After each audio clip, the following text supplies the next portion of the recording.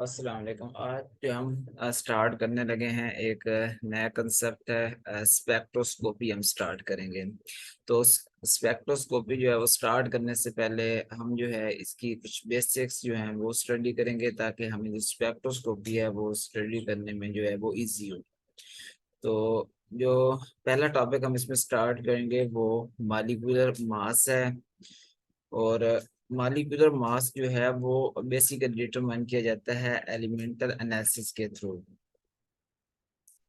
तो अब elemental analysis जो होता है, बेसिकली जो मॉलिक्यूलर मास होती है वो हमें स्ट्रक्चर इंफॉर्मेशन देती है। स्ट्रक्चर मतलब कोई भी कंपाउंड है उसके अंदर कौन कौन से एटम हैं, और वो एटम जो हैं वो कितनी कितनी क्वांटिटी के अंदर मौजूद हैं। सपोज एक कंपाउंड, उसके अंदर कार्बन, हाइड्रोजन, नाइट्रोजन, ऑक्सीजन, ये एटम मौजूद हैं। इनके कितने कितने एटम मौजूद है? दो हैं, चार हैं, पांच हैं, और इतने के कितने कितने मोल, कितने कितने ग्राम जो हैं वो उस कंपाउंड के अंदर मौजूद हैं। ये जो होती है वो स्ट्रक्चर इंफॉर्मेशन होती है। अब जो स्ट्रक्चर इंफॉर्मेशन है, इसको डिटरमाइन करने के लिए हम एलिमेंटल एनालिसिस करते हैं और डिफरेंट जो है कैलकुलेशन परफॉर्म करते हैं, जिसके थ्रू हमें किसी भी कंपाउंड या एलिमेंट की जो है वो स्ट्रक्चर का पता चलता है।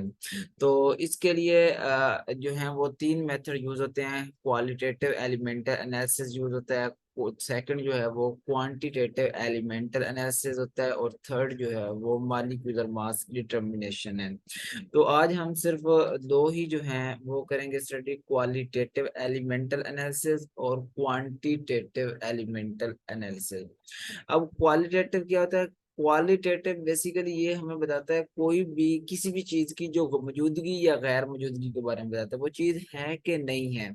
मसलन हमारे पास कोई कंपाउंड है, ठीक है, उसके अंदर मसलन ग्लूकोज है, उसके अंदर कौन कौन से एटम मौजूद हैं? उसके अंदर कार्बन है, हाइड्रोजन है, नाइट्रोजन है, या ऑक्सीजन है।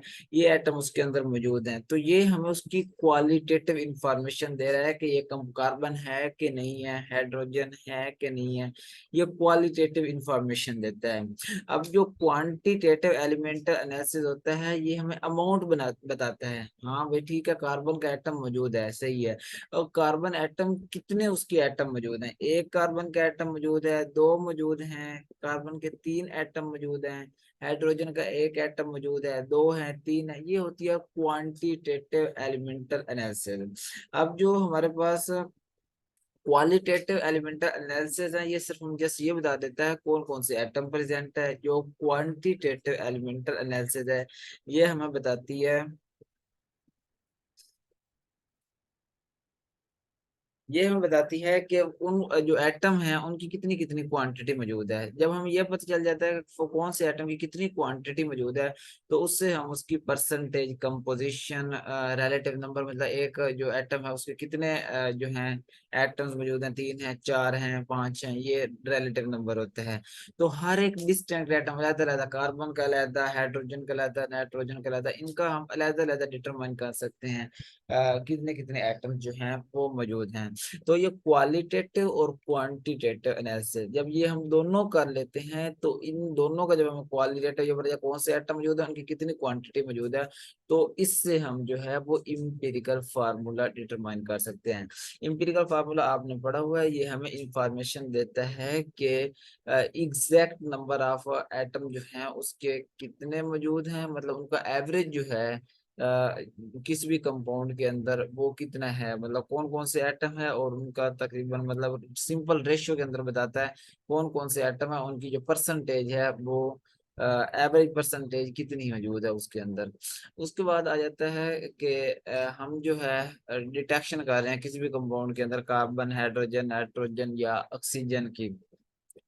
तो ये हमने पढ़ा था, ये हमारे पास क्या होगी, सिंपली क्वालिटेटिव एलिमेंटल एनालिसिस हम परफॉर्म कर रहे होंगे कि हमने डिटरमाइन करना है कि ये मौजूद है कि ये नहीं है। बेसिकली हमें कोई भी ऑर्गेनिक कंपाउंड है उसके अंदर कार्बन, हाइड्रोजन डिटरमाइन करने की जरूरत ही नहीं है, क्योंकि हमें पता है ऑर्गेनिक कंपाउंड जो है वो हाइड्रोकार्बन है। उनके अंदर कार्बन और हाइड्रोजन तो लाजमी जुज है, उनके अंदर मौजूद होगा। लेकिन हम क्या, अगर हमें कोई कहता है कि इसके अंदर ये कंपाउंड है, दे दिया, हमें नहीं पता कि ये जो है ऑर्गेनिक कंपाउंड है कि नहीं है, वो कहता है इसका डिटेक्ट करो कि ये ऑर्गेनिक कंपाउंड है कि नहीं है।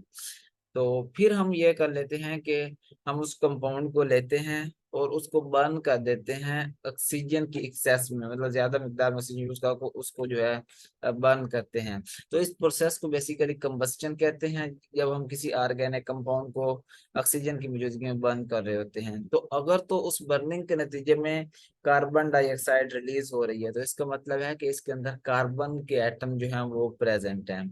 अगर उसके नतीजे में वाटर रिलीज हो रहा है, तो इसका मतलब है इसके अंदर हाइड्रोजन भी प्रेजेंट है। अगर दोनों रिलीज हो रहे हैं, तो इसका मतलब है इसके अंदर कार्बन के एटम भी प्रेजेंट हैं और हाइड्रोजन के एटम भी जो हैं वो प्रेजेंट हैं। नॉर्मली हमारे पास कोई ऑर्गेनिक कंपाउंड हमें देता है, वो हमें अगर बता देता है कि ये ऑर्गेनिक कंपाउंड है, इसका फर्दर एनालिसिस करना है, तो फिर हमें ये स्टेप करने की जरूरत नहीं होती, क्योंकि उसने हमें खुद बता दिया कि ये ऑर्गेनिक कंपाउंड है। तो फिर हम ये अज्यूम कर लेंगे कि इसके अंदर कार्बन और हाइड्रोजन जो है वो प्रेजेंट होंगे। अब कोई भी कंपाउंड, अब इसके अंदर जो ऑक्सीजन है, दोनों के अंदर कार्बन डाइऑक्साइड के अंदर, इसके अंदर वाटर के अंदर, ये कोई भी हमारे पास ऑर्गेनिक कंपाउंड है उसके अंदर मसलन ऑक्सीजन प्रेजेंट है, तो वो जो है उसको भी डिटरमाइन किया जा सकता है। मसलन हमारे पास जो है वो सल्फर के साथ ऑक्सीजन प्रेजेंट है, तो हम इसको सबसे पहले ऑक्सीडेशन करवा के सल्फर डाइऑक्साइड में कन्वर्ट कर देते हैं। नाइट्रोजन के जो एटम होते हैं हम उनकी रिडक्शन करवाते हैं, उनको नाइट्रोजन गैस में कन्वर्ट कर देते हैं, फिर उसकी कंबस्शन करवा के उनको नाइट्रोजन डाइऑक्साइड गैस में कन्वर्ट कर देते हैं। अब अगर हम देखें तो हमारे पास दो गैसेस आ गई, एक सल्फर डाइऑक्साइड और एक नाइट्रोजन डाइऑक्साइड। अब हम इन गैसेस को क्या करेंगे, यहाँ पर कार्बन डाइऑक्साइड भी गैस है, वाटर भी जो है वो हमारे पास है, इसके अंदर भी ऑक्सीजन का एटम मौजूद है। तो अब इन दो में और इनमें सल्फर डाइऑक्साइड में नाइट्रोजन डाइऑक्साइड में हमने ये पता लगाना है कि इनमें ऑक्सीजन है कि नहीं है। तो फिर हम इनको हाइड्रोजन गैस की मौजूदगी में इग्नाइट करेंगे। इग्निशन क्या होता है कि सिंपली इनको जो है वो हाई जो होती है वो ज्यादा कंबस्टन, मतलब ज्यादा एक्सट्रीम पे जाके जो होता है हीट करना होता है, इग्निशन करनी होती है। तो हाइड्रोजन गैस की मौजूदगी में अगर हम इसकी इग्निशन करवाते हैं, उसके नतीजे में अगर वाटर जो है वो बाई प्रोडक्ट के तौर पर बन रहा है, तो इसका मतलब है इसके अंदर जो है वो ऑक्सीजन जो है वो प्रेजेंट है। मॉडर्न जो आजकल हमारे पास टेक्निक यूज होती हैं, ये जो थे बहुत पुराने मेथड थे। जो आजकल हमारे पास मॉडर्न टेक्निक यूज हो रही है उसमें गैस क्रोमाटोग्राफिक मेथड्स हैं।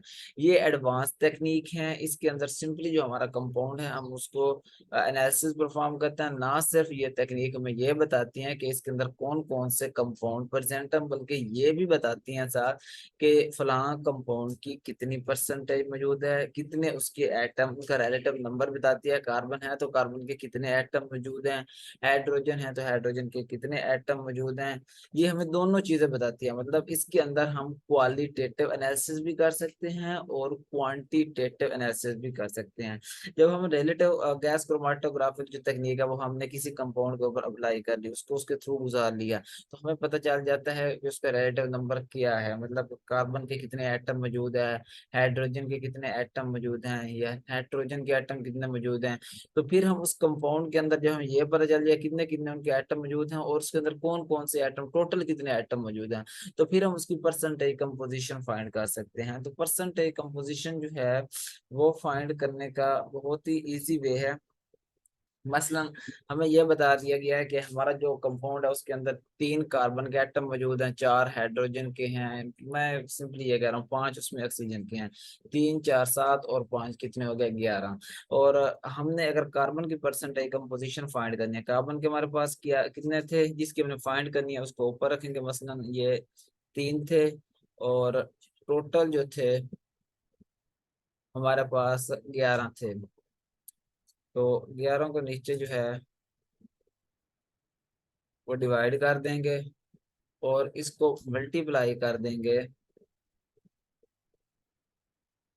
100 के साथ। तो इसका जो आंसर आएगा वो आ जाएगी हमारे पास जो है कार्बन की परसेंटेज कंपोजिशन आ जाएगी। इसी तरह अगर हमने परसेंटेज कंपोजिशन पता करनी है हाइड्रोजन की, तो हाइड्रोजन के हमारे पास कितने एटम थे, 4 थे, तो यहाँ पर 4 लगा देंगे, नीचे जो टोटल एटम 11 मल्टीप्लाई बाय 100 कर देंगे, उसका पता चल जाएगा। इस तरह अगर हम ऑक्सीजन की लगा रहे हैं, अगर ऑक्सीजन के जितने एटम हैं वो इधर ऊपर लगा देंगे, नीचे जो टोटल एटम हैं कितने हैं सब के वो डिवाइड कर देंगे मल्टीप्लाई। इससे हम इनकी परसेंटेज कंपोजिशन फाइंड करेंगे। तो ये यहाँ तक था। नेक्स्ट जो हम है वो स्टार्ट करेंगे molecular mass determination. Thank you so much.